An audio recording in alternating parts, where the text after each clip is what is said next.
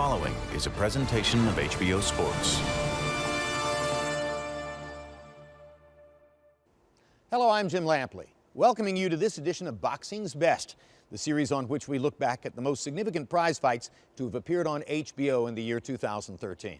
One of several key fights in the United Kingdom this past year was undefeated Welshman Nathan Cleverly's home court light heavyweight title defense against fast-rising Russian knockout artist Sergey Kovalev. Kovalev had been made the mandatory challenger for the belt now held by living legend Bernard Hopkins. But rather than to enter the political battle likely necessary to secure that fight, the Russian from Fort Lauderdale opted to jump at short money and the overseas trip to Cardiff, Wales, to try to snatch Cleverly's belt. The fight took place August 17 in the capacity-filled Motor Point Arena. Here's how I called it with Max Kellerman and Roy Jones. A sellout crowd in the Motor Point Arena in Cardiff, Wales for the matchup between Nathan Cleverly, 175-pound title holder in the blue trunks, Sergey Kovalev, the challenger in the red. Kovalev enters with 9 knockouts in his last 10 fights, 8 of those knockouts within 3 rounds. He has emerged as one of the most impressive punchers in boxing. Cleverly slightly taller and longer, a high-volume puncher, maybe slightly the more accurate puncher than Kovalev, but a big question here, can Cleverly hit hard enough to get Kovalev's attention and keep him off of him when he needs to do his work? They start off at a high work rate in round number 1, and Kovalev is letting his hands go early. 2 left hooks by Kovalev, knocking Cleverly back. When Kovalev gets the call about a fight, a potential fight, his manager tells me he only ever has 2 questions: the date and the weight. So confident is Kovalev in his ability right now against anyone in the division. Cleverly, for his part, agrees with Kovalev. Kovalev's the most dangerous challenge at light heavyweight, but Cleverly says at age 26, he's built up enough experience to be let off the leash. Both of them tremendously confident fighters. Roy Jones, what do you see in the early going? So far, I don't see Cleverly doing what I would like to see him do. He's taken a lot of punches from Kovalev. However, it is causing Kovalev to put out more than I'm used to seeing him put out. But at the same time, I would think Cleverly would have used his height advantage and his reach advantage to stay away from the power shots early and try to outbox the stronger puncher early. However, this may not be his plan. His plan may just simply be to work him down, take him into deep water, and try to beat him. Took about 30 seconds for Cleverly to begin to unveil his jab. That began to give him a little bit of distance and broke up Kovalev's early tempo a little bit, but still, Sergey Kovalev tremendously aggressive in the early going, and why not, given the confidence he's built for himself in his last several fights. And Jim, you mentioned the accuracy. I actually think Kovalev has subtle skill that he's not given credit for in terms of his timing and accuracy. Little steps back he takes so he doesn't take as many counters, maybe fewer than people realize. And that accuracy and timing, I think, has bothered Cleverly early. Well, it has, and like I said, to me, I don't understand why Cleverly is fighting this fight like he's a puncher and staying right in front of Kovalev. That's exactly what I didn't expect from Cleverly, unless he has a plan down the line that we're not sure of. CompuBox numbers already crediting Kovalev with landing more than 30 punches in the round. Cleverly's been getting off a little bit too in the last minute, but Kovalev remains the aggressor, as you see there, driving Cleverly back into the corner. Body shot from Kovalev. He's been mixing it up upstairs and downstairs. That was a terrific first round for Sergey Kovalev.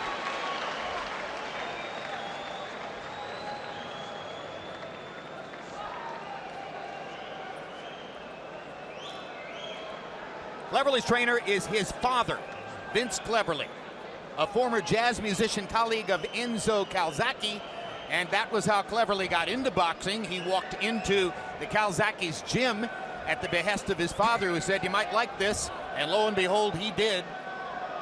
And just like Enzo Calzaghe, Vince Cleverly made the transition from musician to boxing trainer. Jim, you've made the comment that Calzaghe, it's fitting, had a kind of jazzy style. Cleverly's got a little bit of that in him too, especially later in fights. 10 seconds.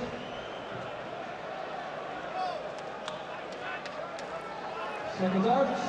Round 2. CompuBox numbers in round 1. Kovalev got off 95 punches, landed 35 of them by CompuBox count. He begins round 2 with the right hand. Cleverly was 13 of 55. He's the guy who's been averaging 80-plus punches per round coming in. So the early initiative was definitely seized here by Sergey Kovalev. Kovalev's never been past 8 rounds. And Cleverly's game plan is to see how he does after that 8th round. Yeah, but for Cleverly, you don't want to get so banged up before the 8 rounds comes into play. Right now, he's very red around the eyes, very red around the forehead area. Shoulder, the left shoulder. Which means he's taking a lot of unnecessary punishment early. It might not be a 9th round. Sergey Kovalev from Chelyabinsk, Russia, and with a Russian amateur background, showed up in Don Turner's Eastern North Carolina camp in 2009. One of his first questions for Turner was, "I'm not sure I punch hard enough for professional boxing." After a few days, Turner said, "Rest assured, young man, you punch hard enough." And he's cut over his right eye already. I'm not sure if it's a headbutt or a punch, but Kovalev has a cut above the right eye. Could have come from the jab of Cleverly, which has been good when he's allowed his left hand to go. Is that over the eye, Roy, or is that on the forehead? There it is, over the eye. It's over the eye, right. Yep. So an advantage early now for Cleverly. Kovalev was the one who's landing all the leather in the first round, but he's the one who's bleeding on a cut above the right eye. Cleverly's doing a good job of taking Kovalev's shots right now. That's another thing that may be in his plan, because a lot of times when a puncher sees that he can't really hurt you, it gives him a problem, or it takes away from some of the confidence of his punch. Kovalev's mouthpiece drops. Trainer John David Jackson puts it back in. For a guy dishing out so much punishment, he's got a cut on his right eye. His mouthpiece is coming out. Don't look good, does it? Kovalev, though, Roy, does a good job, as Jim mentioned, of mixing it up to the body and getting some clean body shots in along the way. So even if you can take the shots upstairs early, that doesn't mean you can late. According to our notes, this is the first time Sergey Kovalev has been cut in a professional fight.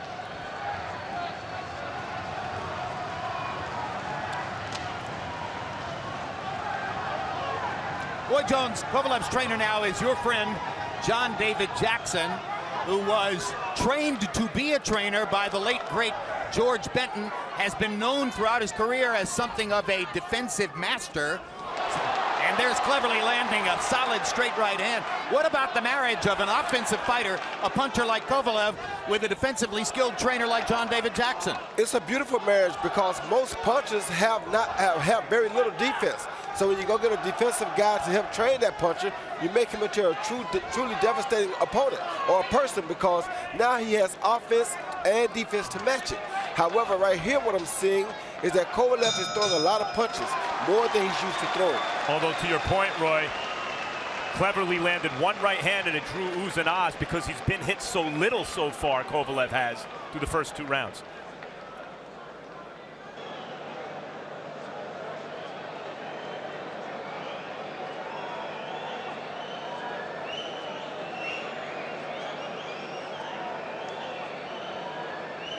The 2013 edition of Boxing's Best continues on December 25 with 2 all-action brawls. The rematch between Brandon Rios and Mike Alvarado is followed by Gennady Golovkin versus Matthew Macklin.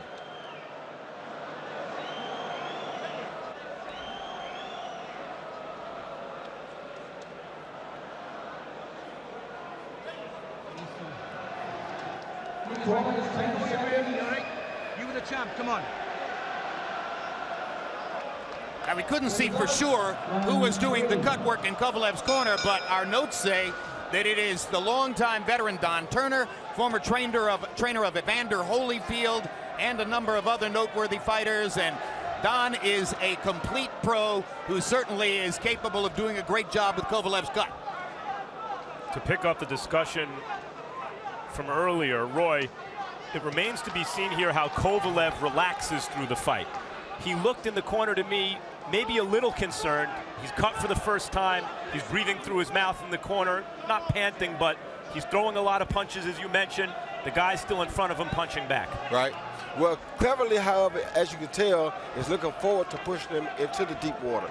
Cleverly obviously doesn't believe that Kovalev can hold up for more than 8 rounds, or he wouldn't be taking all these punches this early. He's taking a lot of punishment early, but it's also causing Kovalev to put out more than he's used to having to do. Kovalev landed 35 of 95 punches in the first round. He was 24 out of 86 in the second round. So in the first 2 rounds, it is Kovalev who has averaged 90 punches thrown per round. Cleverly, averaging only 44 punches per round. He's 24 out of 88 after 2 rounds, and he's the guy who, coming in, had shown a very fast pace with a lot of punch output in his last few fights. Big right hand over the top by Kovalev, just missed, landing solidly. Yeah, but as he threw that right hand, Jim, that's the first hard punch he had thrown in a moment. His punches are starting to lose steam. He throws one hard right hand right there, but the rest of his punches really don't have the steam on them that they had in round 1. Only that right hand, but if he connects with that right hand, it could be deadly. But everything else has died already, which is definitely working right into Cleverly's plan. Yeah, and Cleverly's gone 12 rounds 5 times. He's fought in front of crowds who supported him like this one. It's Kovalev who's on the road. Hard left hook by Kovalev, momentarily stunned Cleverly. Comes back with another barrage, trying to go to the body to further weaken Cleverly after that big left hook. And great body work by Kovalev as well. Hard right hand, and down goes Cleverly. First knockdown of the fight, and just as we thought Kovalev might be wilting a little bit, he produced another powerful burst. He better go ahead and try to finish him here, because if he doesn't, he's going to have his hands full in the next 2 or 3 rounds. And how he goes about trying to finish him could be key. Not loading up too much, not punching himself out, mixing it up downstairs. Down again, Cleverly on the canvas for the second time in the round. These are the first 2 knockdowns of his professional career. I think he's in bad trouble now. That shot going down at the end when he got hit while he was down, hurt him. Oh, body shot. Bad body shot. There, Kovalev showing good finishing instincts, throwing that hard hook to the body. Both previous performances this year were 3rd-round knockouts, and this referee may have stopped the fight. I can't tell. I think saved by the bell, Jim. Wow.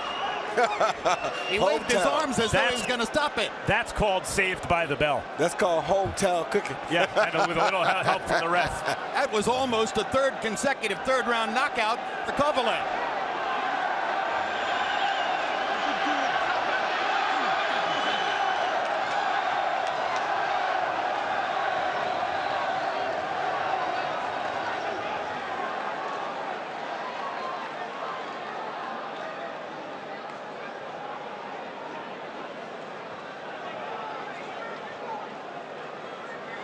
The referee is Terry O'Connor from England. There's the left hook that started all the damage. And Roy, of that punch. It was a cross jab more than a hook. But I think he'll finish him now, because he did go to the body very good that round. And I think that'll help weaken Cleverly even more. and as round 4 begins, Cleverly's still in trouble. See how he's going at the body? He knows he hurt Cleverly to the body at the end of that last round. And body shots are not easy to recover from like head shots are. Too much. This is too much, and referee Terry O'Connor has stopped the fight. This time it is over, and Sergey Kovalev has a 4th-round TKO, and he made it look easy. Very easy. Well, we still don't know how he'll respond if taken past 8, but good luck taking him past 8.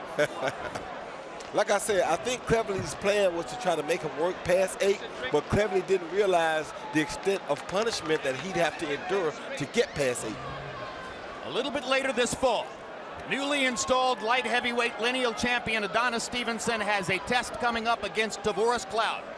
If Stevenson can bet past Cloud, the clamor for Stevenson to fight Kovalev is going to be growing and loud.